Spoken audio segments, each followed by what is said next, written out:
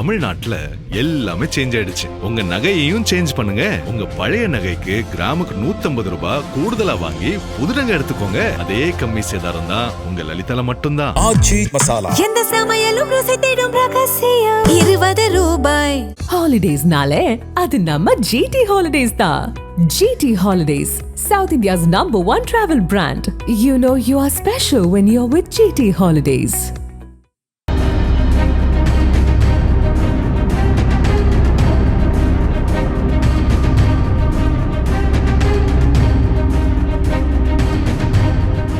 நாமக்கல் மாவட்டம் ராசிபுரம் பொன்மலை காளை பைரவர் கோயிலின் கிரிவல பாதை அருகே தோட்டத்து வீட்டில் தன் மகள் மற்றும் மருமகனுடன் வசித்து வருபவர் 58 வயதான கலைச்செல்வி. இவருக்கு 2 மகள்கள் உள்ள நிலையில் இவரது கணவர் சதாசிவம் இறந்துவிட்டார்.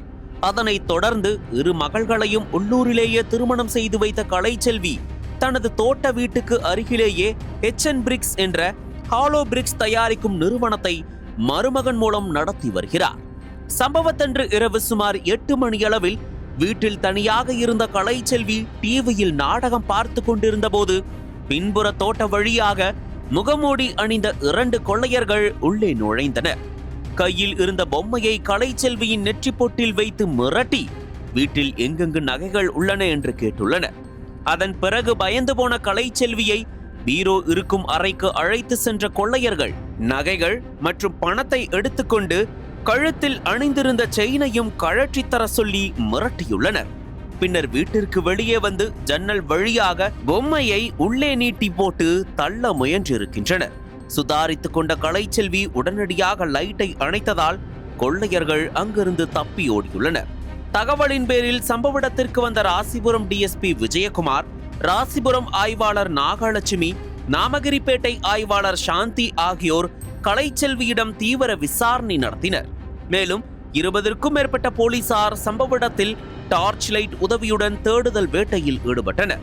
கொள்ளையர்கள் பின்புற தோட்ட வழியாகவே வந்ததாக போலீசிடம் தெரிவித்த கலைச்செல்வி அவர்களது கால்களில் செம்மண் படிந்திருந்தது, சாதாரண செருப்பு அணிந்து கையில் கிளவுஸ் மாட்டிக்கொண்டு வெள்ளை துணியால் முகம் முழுவதும் மூடிக்கொண்டு வீட்டிற்குள் புகுந்தனர் என்று தெரிவித்தார்.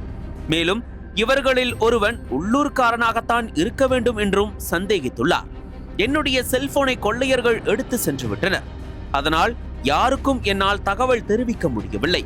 லைட்டை ஆஃப் செய்துவிட்டு சுமார் 20 நிமிடங்கள் வீட்டிற்குள்ளே அமைதியாக இருந்தேன்.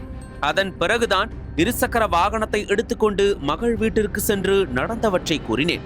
அதன்படி ராசிபுரம் காவல் நிலையத்தில் புகார் அளிக்கப்பட்டது. வீடு மற்றும் அவர்கள் நடத்தும் கம்பெனியில் CCTV கேமராக்கள் இல்லாததால் குற்றவாளிகளை அடையாளம் காண்பதில் சிரமம் ஏற்பட்டுள்ளது. இதில் கொள்ளையர்கள் விட்டு சென்ற கால் தடங்களும் கலைச்செல்வியிடமிருந்து எடுத்து செல்லப்பட்ட செல்போனும் கண்டுபிடிக்கப்பட்டன. பொன்மலை கோயில் மற்றும் பட்டணம் பேரூராட்சி பகுதிகளில் உள்ள CCTV கேமராக்களின் பதிவுகளை தனிப்படைகள் ஆய்வு செய்து வருகின்றன. மோப்பனாய் வரவழைக்கப்பட்டு தடயவியல் நிபுணர்களும் வரவழைக்கப்பட்டு தீவிர விசாரணை நடைபெற்று வருகிறது. குற்றவாளிகள் விரைவில் கைது செய்யப்படுவார்கள் என மாவட்ட காவல் கண்காணிப்பாளர் விமலா தெரிவித்தார். இந்த துணிகர கொள்ளை சம்பவம் பொன்மலை மற்றும் சுற்று வட்டாரத்தில் பெரும் பரபரப்பையும் பொதுமக்களிடையே அச்சத்தையும் ஏற்படுத்தியுள்ளது. அனல் பறக்கும் செய்திகளை அப்டேட் செய்து கொள்ள நக்கீரன் களத்தை இப்பவே சப்ஸ்கிரைப் பண்ணுங்க.